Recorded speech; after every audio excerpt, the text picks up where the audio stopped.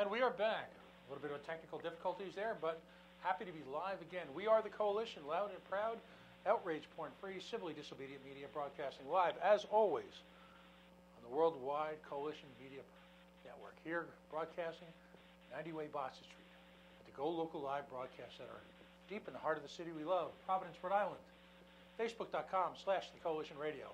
On the mighty Twitter at Coalition_Radio. And of course, the mothership at coalitionradio.us. Joining me now, live via the miracle of Skype telephone, is someone who's certainly no stranger to the Coalition. We have always referred to her as well as a repeat offender. Aimee Gardiner joins us. She has been a warrior, if you will, on the front lines of vaccine mandates. As always, we'll have a little bit of a conversation about that, but she's going to bring us up to date on what's going on with her legislation as she continues to pursue a no HPV mandate here in the state of Rhode Island. Aimee, welcome back to the Coalition. Hey, thank you so much for having me back on. Yeah, great stuff. I'd like to. There's a tendency by, and the late great Vincent A. Buddy Cianci came up with a name for it. The tendency by media to do a blast on a story and then all of a sudden forget it as if it never existed. And he called it vapor stories. And we certainly don't want your issue to be a vapor story. I saw a poignant quote today from no other than Ron Paul, really the godfather, if you will, of the modern liberty movement, who talked about how Orwell-esque, if you will, the notion of forced vaccinations are. And I thought it was particularly compelling, particularly given your efforts to eliminate that here in Rhode Island. So, first of all, as always, we like to differentiate. Your primary focus in fighting the HPV mandate is, in fact, and please correct me when I'm wrong, not if, but when I'm wrong, your primary focus is to fight the mandate itself. And while you bring up significant issues with the HPV vaccination, equal to your campaign is recognizing the inherent right of a parent and or a child, once becoming an adult, to essentially control their own body's destiny. Now, this has tremendous poignance, if you will, in today's legislative sessions up at Mordor, otherwise known as Halitosis Hall, because clearly the brunt of the abortion rights movement is a control over one's body. Yet, whether we talk about Second Amendment rights, whether we talk about fighting the soda tax, whether we talk about any number of other issues, that same individuals will turn and say, no, the state should control your body. And when we spoke a few weeks ago, that was where we left off. What's transpired since then, and what's the media, the General Assembly landscape look like right now for you? Yes, so you are right. The focus is about the mandate and putting a line in the sand, basically. Like the government can recommend things, the government can say this is what we feel is best for you, but when it comes to your body, your body autonomy, your decision should ultimately always matter. Nuremberg Code, the whole nine. So it's a point of saying enough is enough, and the government should not be forcing a decision upon you or your family. And as far as legislation right now, we actually have one where we're opposing it. It's House Bill 5541, and currently we do not have a sister bill on the Senate side to oppose, but we do assume there will be one to surface. This is the bad database tracking bill. This bill is worded as a vaccination tracking database based on how it's being sold from the Rhode Island Department of Health as to why people should support it. And being that a lot of people do support vaccination, they in turn just think that this database would just simply track vaccination, and it's not something to be on the radar, and that is the wrong perception. The wording of this bill specifically states that what could be in this database is anything within the CDC acceptable standard list. Going to the CDC website and figuring out what that list is, it is 6 pages of possible fields of data. That is well beyond vaccinations, and that should alarm people. It's also designed to be an auto opt-in database for every single Rhode Island resident of every age. You get put in it whether you want to be in it or not. There's another huge, serious red flag, and that is not informed consent. Most people don't even realize that the database already exists for minor children, and everybody's kid is already entered into this database, and a lot of people have no idea.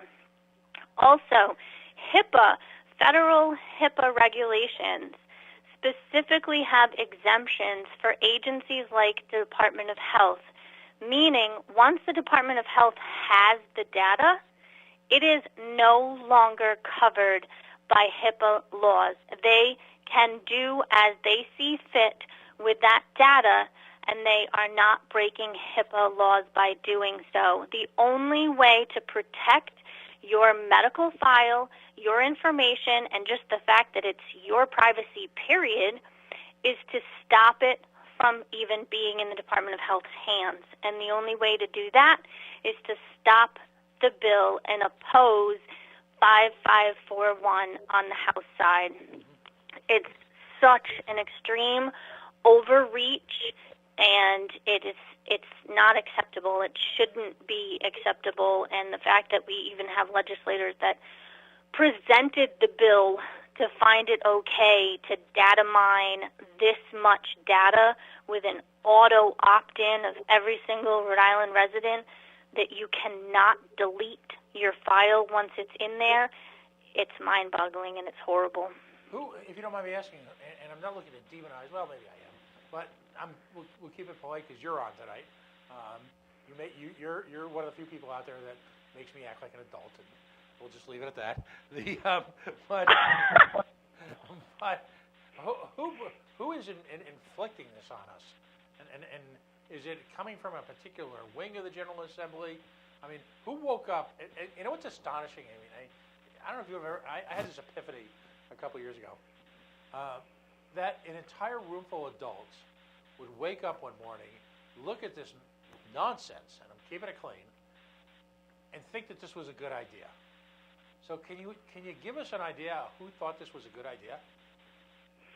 Well, it's the Department of Health lobbying for it, and because it's another government agency, we have found that a lot of legislators won't necessarily question it. They will believe, whatever 6 or 7 sentences is told to them about the purpose and intent of the bill, and they're willing to put their names on it without necessarily questioning it because it's coming from another agency. And sometimes that in and of itself is a reason to question it, because they're bureaucrats. They are not elected officials. They don't have to appease us. We don't have to like what they're doing. They keep their job. We don't vote them out. And so the more power they are given, the less our votes and our legislative choices of who we put in there to be our legislators,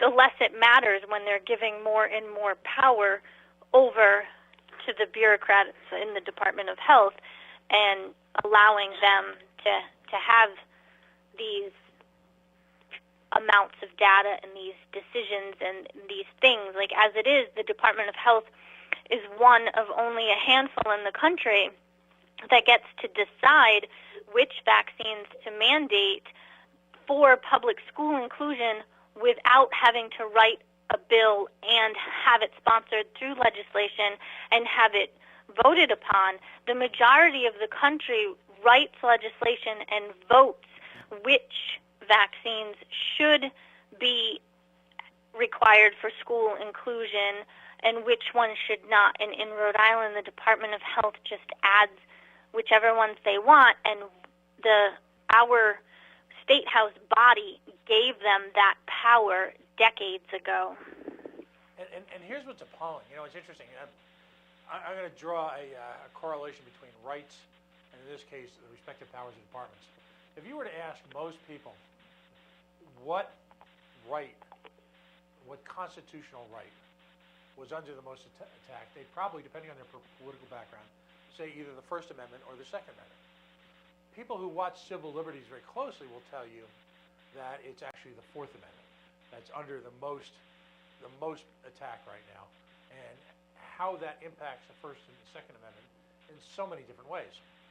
When you look at state government, I think it's fair to say, given what's gone on with the medical cannabis laws in the last few years, and just the overall attack on civil liberties with these databases, you know, the prescription medical database, what you're talking about now with this bad database, that if there was a State Department that wields quietly the most power, whether it be through red flag laws or any one of the different machinations that can put you down as an individual, it is clearly the health department in this state, which is astonishing given what a terrible record they have in being what most people would consider the actual normalized aspects and responsibilities of what people consider the health department to be. I mean, most people think of the health department as an organization that goes around and makes sure that, you know, restaurants are clean and this is happening and that's happening. I mean, our health department, that whole health thing doesn't seem to be a real big priority to them. What seems to be a priority to them is finding new ways to data mine and collect individual information on the individuals, and then finding ways to spin them out to either government's profit or for government control. You've nailed it in the sense that as much as a free market capitalist like me hates the Commerce Corporation, the people I need to be worried about really are the health department, aren't they? Yeah, and our health department in particular likes to basically put statistics and numbers above the public. And because they have the power that they have in this state, giving them more control than most, and over different things, and now there's also another bill in the State House about the Department of Health having a website that they maintain for clinical trials, which sounds harmless, except for the fact we already have a federal one, and according to this bill, Rhode Island will have this website which will primarily focus on all of New England. So we're going to put more tax dollars towards this website and the maintenance of a website, which technically will cover all of New England for a subset of a website that already covers the entire country if you do want to participate in clinical trials. So now we're going to just, like, we already have a bountiful budget in this state, and now we have a bill in there to have a website for something that already exists federally. Like, they just consistently, it seems to always be money-driven with the Rhode Island Department of Health, which is so mind-boggling because money and actual health never, ever go together. Like, if it's money-driven, chances are it's not health-driven. So they like to, I listen in to a lot of the CDC conferences and the meetings within the CDC for different health-related issues, especially when it comes to database tracking, websites, and vaccinations. Those are the three things that I particularly put effort into watching. And the Department of Health will boast their statistics, their numbers. Oh, look, we did this and we got that. We did this and this. But they're always not bothering to reference the actual health. For instance, since my main fight is reversing the mandate of the HPV vaccine, using some data relevant to that, the Department of Health boasted that we had the highest HPV vaccination rates in the country, and this was such a great thing, and they did such a great job. Well, they didn't do a good job. What they did is they mandated it, and they made people think that they didn't have a choice. That's not something to be proud of. You didn't present a product that people felt the want to have so much that you had a higher rate of acceptance than the rest of the country. You created a situation where people thought they didn't have a choice, and then you boasted about your rates. That's not true health. Not to mention, the Department of Health admits they do not track HPV cases. If you have tested positive for HPV, the Rhode Island Department of Health doesn't track that. I was about to ask you that just as kind of on a whim. So they're more interested in tracking government compliance as a health department than they are in actually tracking whether or not there are pathogens or illnesses coursing through Rhode Island society. Correct. Yeah, we don't track the very disease that we're boasting we have high vaccination rates for. Well, who cares if we have high vaccination rates if we can't even show that we even had any serious rates in this state for the disease to begin with? Never mind the fact that we're talking about something that is spread by intimate contact and not just casually being in the same room as somebody. So there's a whole nother ball game right there. So I got to tell you, kiddo, at this point, I've been doing this for about 5 or 6 years. It's pretty hard to kind of catch me up like this, but I'm still here you have an example where the product of government is seen as actually seen as being government itself, not actually improving the quality of individual lives. So you can go chapter and verse on the efficacy of the actual medicine, if you will. Right. You can go chapter and verse on this, but we really have no freaking idea whether there is any efficacy whatsoever in a mandatory vaccination program that the state of Rhode Island, for whatever reason, has committed continuing resources. Yep. If I can quote you, immortal, holy shnikes. Yeah, we don't track it. We didn't ever track it, but we mandate it for school inclusion when you can't even spread it in a casual classroom environment. It's the government using our public schools as strongholds to get what the end result they want is. That has nothing to do with public health. If it was truly public health, you wouldn't attach it to school attendance when you can't spread it in a classroom. You would be doing true, informed campaigns about the HPV disease itself. And if you did a true, informed campaign, most people wouldn't be getting the vaccine anyways, because 90% of all HPV cases clear in the body themselves within a 2-year period. And all of the cancers that HPV has any slight association to are extremely slow growing and would be caught long before you actually had a cancer diagnosis if you are having regular doctor's appointments and maintaining your health properly. So maybe if you choose to skip pap smears and skip doctor's appointments and you choose not to participate in regularly checking up on your health, you might choose you want the vaccine because you don't do the other steps available to you. But based on the other steps available, we have no data that shows as the vaccine is actually a beneficial necessity. Oh, all right. So this entire crisis of confidence and of civil liberties is completely created by government for the purposes of really one thing, which is maintaining power.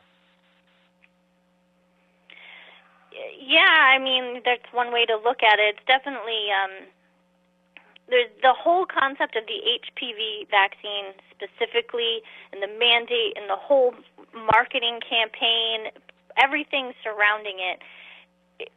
The more I'm 4 years now of digging into it and seriously like reading studies and learning, the whole thing is so incredibly mind-boggling. None of the dots connect. It doesn't add up. Currently, Merck, the company that makes the HPV vaccine, is in court because there is 7, I think it's 7, maybe 6 different high-end lawyers, including Kennedy Jr., have taken Merck to court because the science that they submitted to the FDA to get this vaccine approved does not add up. Literally, it doesn't show what Merck says it shows when you dissect the scientific data. Merck is in court over it right now. And has anyone got a handle on just how much money Merck makes off of this? Merck is the #1 vaccine manufacturer in the United States, and they are in the billions of profit over vaccinations. Right. And the HPV vaccine is a 3-shot series within a 6-month period, and approximately, it depends, it varies throughout the country, but it's approximately $215 per shot vaccination, putting you at over $600 for all 3 shots, which makes it the most expensive of the vaccinations. And so, while we or the government claims outrage at the rising cost of insulin, and while the government claims outrage at individual pharmaceutical companies raising the price of their niche medicines, they are completely willing to be complicit in this sort of bizarre obsession with the HPV virus. Yeah, it's mind-boggling to me. I mean, if it was truly about our health, our Department of Health would be pulling a mandate to get a vaccine that is currently in legal trials because their science doesn't prove what they gave to the FDA. So literally the evidence is not there to support what the marketing and promotions say, and our health department is still pushing and still holding on to a mandate for 7th graders instead of saying, oh, you know what? We do care about the public's health. Oh, Merck is being held in court right now to prove about the safety and efficacy of this vaccine. We should hold off until this court ruling tells us what comes of this. But that's not what our Department of Health is doing. This is not revolving around health. We don't even know how many HPV cases are in the state of Rhode Island for the virus. There's over 120 strains of the virus. The vaccine covers 9. It's almost as if they're in a hellish rush to get the law in place before the fraud underlying it, my opinion, by the way, is revealed. If the fraud of this was revealed, then they couldn't possibly, or would have a great deal more difficulty involved in actually supporting the law. So it's a fraud, plain and simple. It's a crime, I believe, and these are my words. I always try not to have my rhetoric confused. My rhetoric can get a little heated. But what they're doing essentially is it's this make-believe. It's like a sleight of hand, basically. Yeah, make-believe. Here, look over here. This is what we want you to do. Hey, don't look over here at what there is factual evidence that does not support what we're saying over here. And essentially, I mean, it confuses me because I always try and follow the money. I mean, what's the motivation here? Is there, I guess I've seen. Well, go ahead, buddy. Through years of digging, we actually found it in the first year, but the year that the HPV vaccine was signed, I should say. So it was signed in 2014 to become effective in 2015 for those 7th graders. In 2014, the year that it was signed, is the same year that the Department of Health received over $630,000 grant to market and promote the HPV vaccine. They received over $500,000 to market and promote a specific vaccine, and they were only a couple of Department of Health in the country that got this grant. Now, my guess, but this is just an educated guess, and I don't actually know for sure, is that in order to be eligible for future similar grants, they had to show back to the CDC and the ACIP and the people that they report to with their vaccination numbers, they had to show that they actually increased their rates after receiving the grant. Well, what better way to show that you increased your rates than mandating it? Right. So now our rates are increased, showing we have a higher number of people, so making the Department of Health look like they so effectively used their grant money, giving them the ability to be eligible for future grant money. That is the epitome of corruption, basically, because now we're have incentive for an agency to make a decision upon the populace that is based on money for the agency versus actual health benefit to the populace. Actual science. Is there any, I mean, from what you can tell, is there any other vaccinations right now that the Rhode Island Department of Health has just kind of obsession with? I mean, or is this just so completely out of character? The flu shot, every year it's, oh no, oh no, oh no, get your flu shot, don't forget to get your flu shot, and it seems like every year the flu shot push is more and more intense,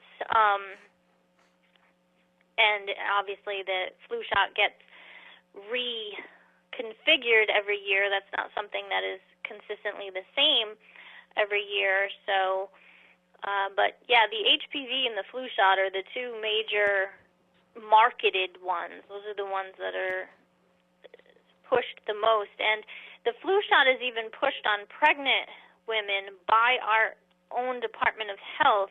And what is so incredibly troubling about that is a two-part thing. Number one, if you call the manufacturer of the flu shot and you look at the manufacturer insert, it specifically states it has never been tested on pregnant women.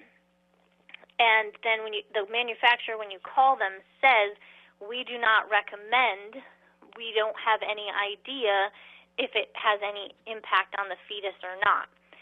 Then the FDA was brought to court, and they settled out because of allowing the recommendation of it for pregnant women when there is zero, literally zero data of whether or not it's safe for the fetus to do it during pregnancy. And the FDA settled out saying, yes, we actually have nothing. We have zero pieces of information to say that this should actually be recommended. And our own Department of Health will put out that don't forget to get your flu shot when you're pregnant. There's literally zero data that supports that. And so more and more times it's like, excuse me, like, there's not a problem with people getting vaccines. People want to get vaccines, that's fine. But the fact is our Department of Health is putting out information and marketing for things that there is not scientific data to even back the claim.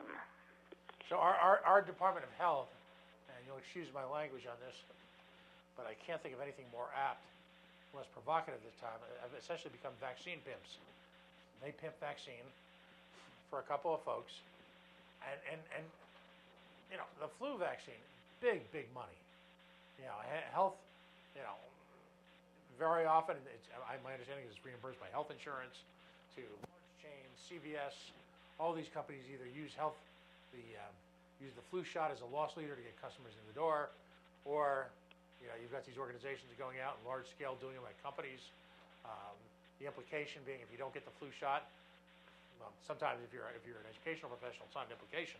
The requirement that you get this flu shot, or you simply won't be employed, or your employment opportunities will be limited. So you've got this, for lack of a better term, the health department are pimping these things, and and the flu shot is a failure. Anything else besides the flu shot coming out with statistics like that literally never is more than 40% effective. On average, is 20% effective, based on estimations, because they never 100% actually know. So based on estimations, it's never more than 40% effective, average of 25% effective. Anything else in our world, that is considered a failure. And yet we push it and push it and push it. And then the Department of Health says, well, you might still get the shot, but then it will reduce your symptoms. I'm sorry, but that sounds counterproductive. If you're reducing symptoms, that means you're still going to go into public. You're going to think you have a common cold, and you're more likely to spread the influenza to others. Whereas if you don't have your reduced symptoms, you know what you have, you stay in, or if you have to leave the house, you do cover your face or do things to reduce the spread of germs. And I feel like you're completely counterproductive if you are willingly admitting this might not work, but it will at least reduce your symptoms. Well, then aren't you just encouraging more people to go out into the populace thinking they have a common cold when really they're spreading something more than the common cold? That, to me, that's counterproductive, but that's my personal opinion. Whew. No conversation of the HPV mandate, of course, would be complete if we didn't take a moment to reinforce some of the issues that have occurred when the HPV is actually utilized. What have been some of the side effects in, well, air quotes here, unanticipated, unintended side effects of the HPV virus? The big, huge marketing is cervical cancer. They market that it's a cancer prevention vaccine. However, if you look at the FDA paperwork that got the vaccine approved, it was approved for marketing cancer prevention simply because patients that have been diagnosed with cervical cancer did also show signs of having the HPV virus. There's nothing in the scientific studies and trials of using the vaccine in the trials that nothing shows it's actually going to prevent any cancer. It was approved for marketing to say that because there is a correlation to some cancer diagnoses to also getting diagnosed with HPV. So the big thing is this cancer, cervical cancer prevention, with, again, the data not backing that, and that's one of the reasons for the current court case against Merck. But there's some throat cancers associated. There's some genital warts that are associated to HPV virus. But the majority of the HPV viruses are asymptomatic.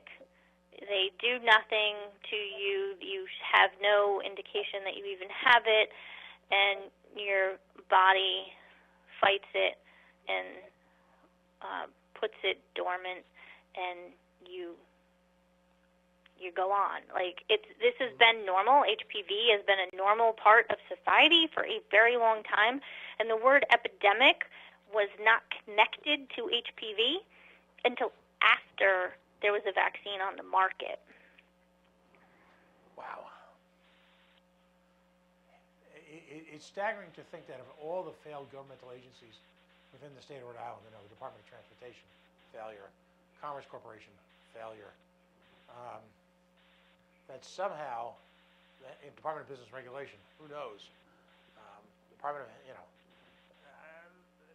it's staggering to think that the Department of Health could actually be arguably its most significant failure, both on a moral and philosophical level, as well as, analyzing, efficacy at any sort of level.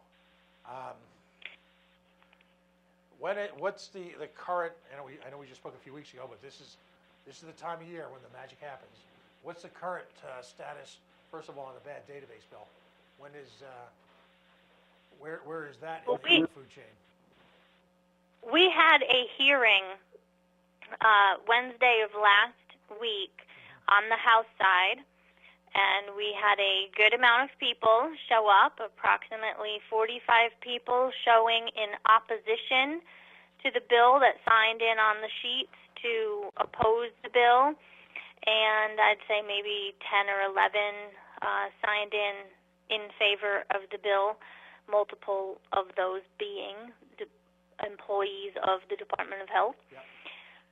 And one thing in particular that I personally pointed out, as you were just saying, failure, the sponsor of the bill is McNamara, who is also the chair of the committee that hears the bill.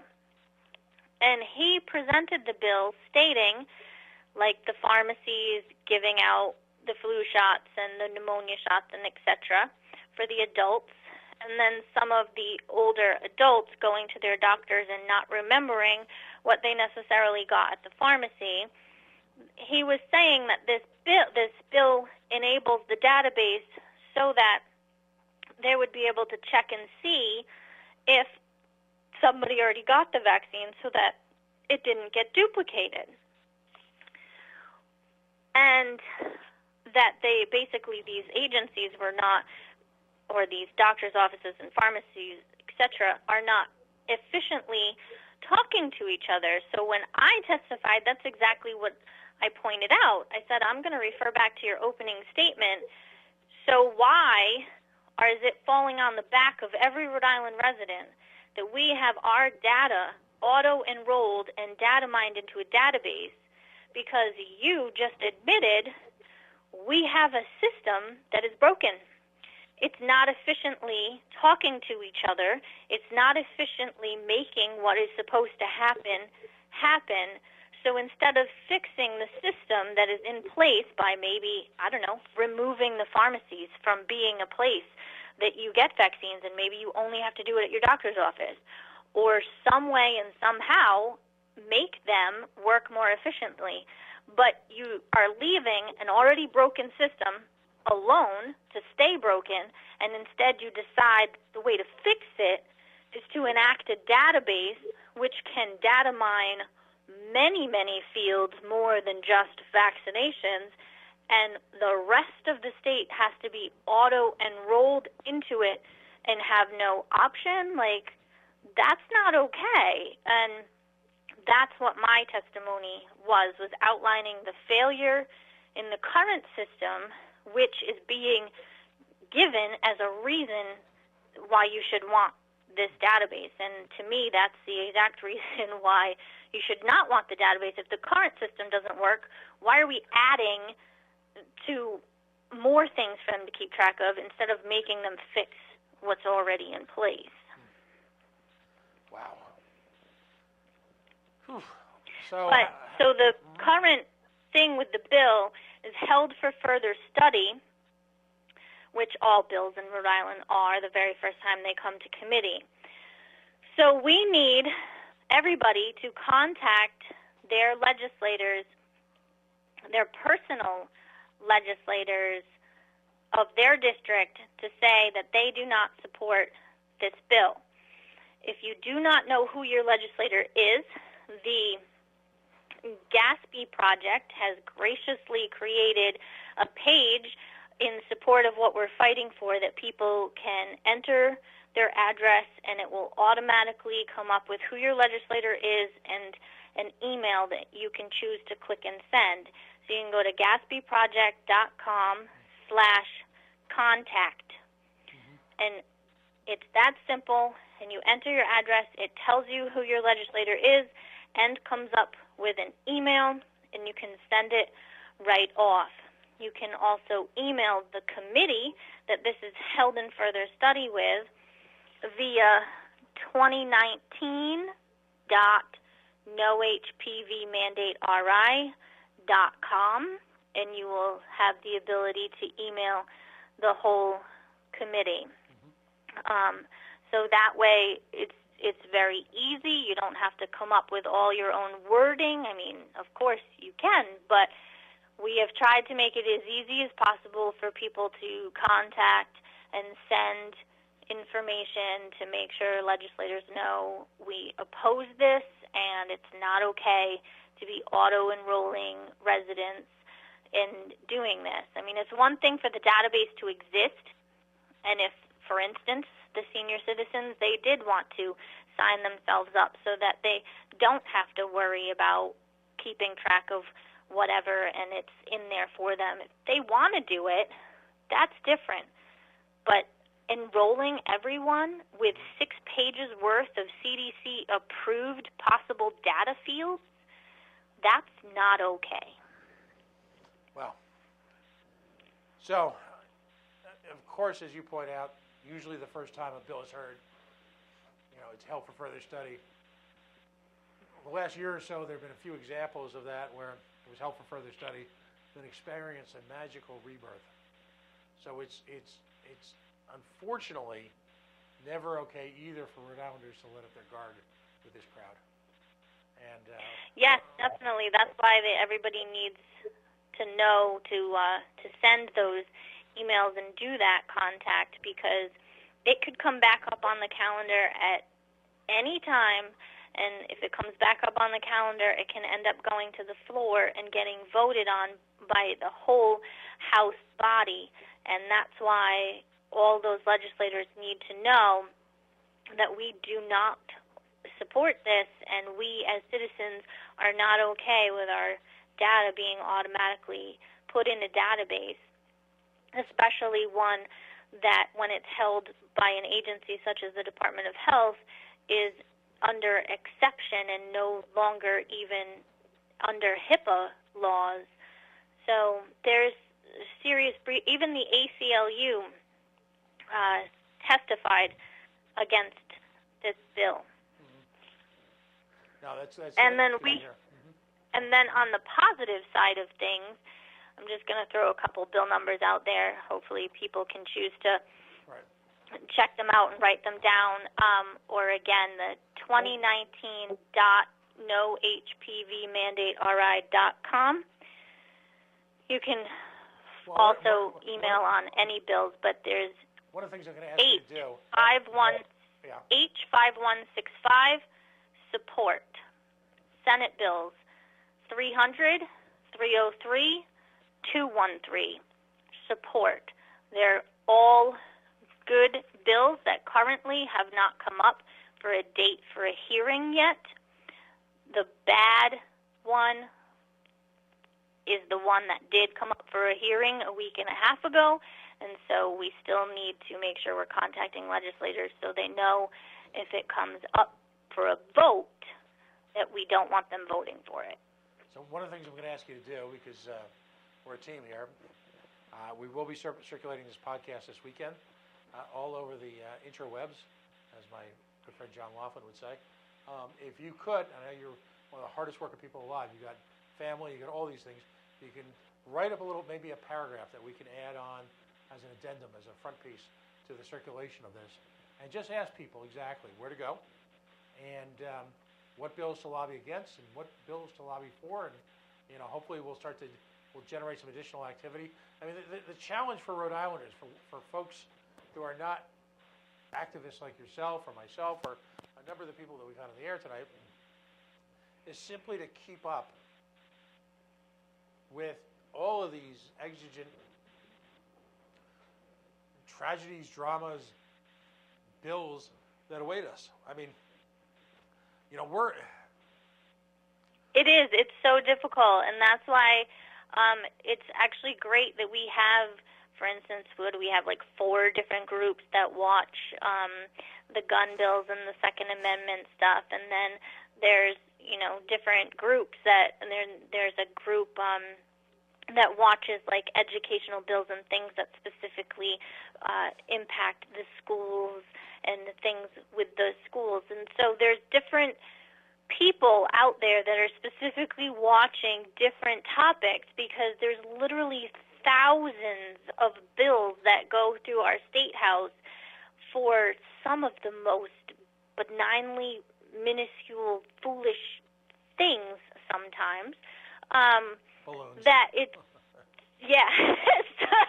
So it's so hard for any average person to be watching all of it. So that's why definitely connect with the activists that are watching the things that are important to you, and making sure you're on their email lists and connected to that stuff, so you can know about the topics that are important to you. Because I know with the amount of work that I do in the specific field that I focus on, there's other things that are important to me too, but I depend on the other activists in those other fields to inform me, because I can't do the amount of work I do in my field and then also be watching the other stuff. So we all depend on each other to keep each other informed, definitely. Right, and there are nights at the State House where we all depend on each other from keeping each other from passing out, because it's, if folks have never testified, one of the things they need to understand is, the bill will be listed as being the testimony will be starting after the rise of the House. Now, typically that's about 3:30 or 4 o'clock in the afternoon. And the rise of the House and, the housekeeping of the General Assembly is brought up while they're all down in the well in the amphitheater, if you will, and the Christians like us are outside being ready to be fed to the lions. And they'll go through whatever nonsense they go through, solemnization of marriages, this bill, that bill, which is, to acknowledge somebody's brother-in-law getting his plumbing license or whatever it is they do. And then they'll, take a break and they'll work their way up to the committees. Now, I don't want to be that guy who always denigrates individual hardworking efforts. I have watched over the last couple of weeks. I've spent a couple of quality evenings at House Judiciary, and I have seen Representative Craven, who I probably disagree with, and on more things than I disagree with, but I've seen him and a handful of other legislators literally sit out these multi-hour meetings, and I give him a lot of credit, because on all of the issues, whether it was the gun issues, whether it was some of the other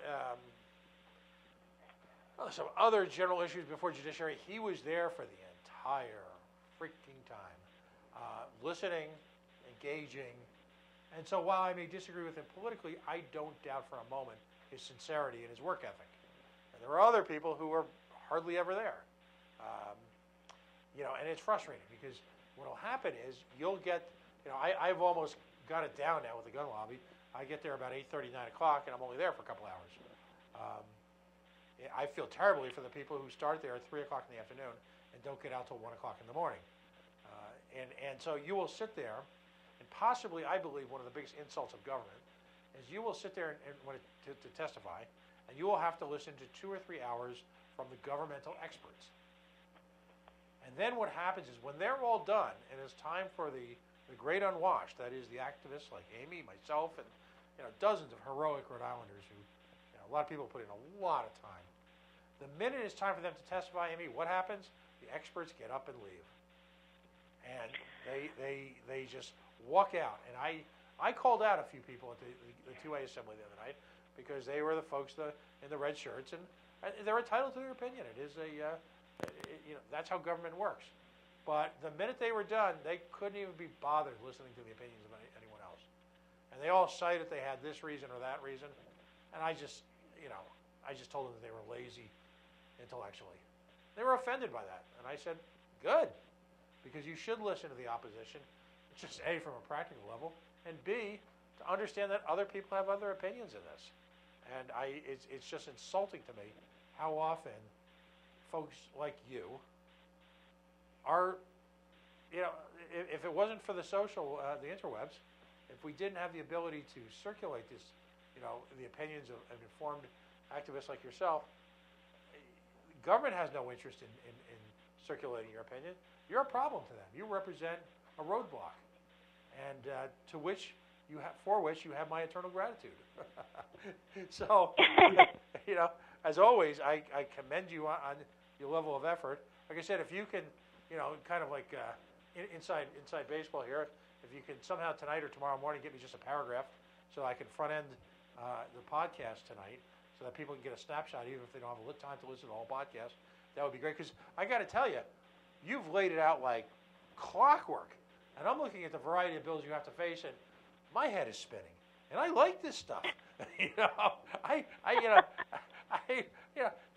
got you coming. I mean, the same thing with the 2A people. They've got, 8, 10 bills. Again, the Libertarian Party policy director printed out, there were over 2,000 bills being considered right now.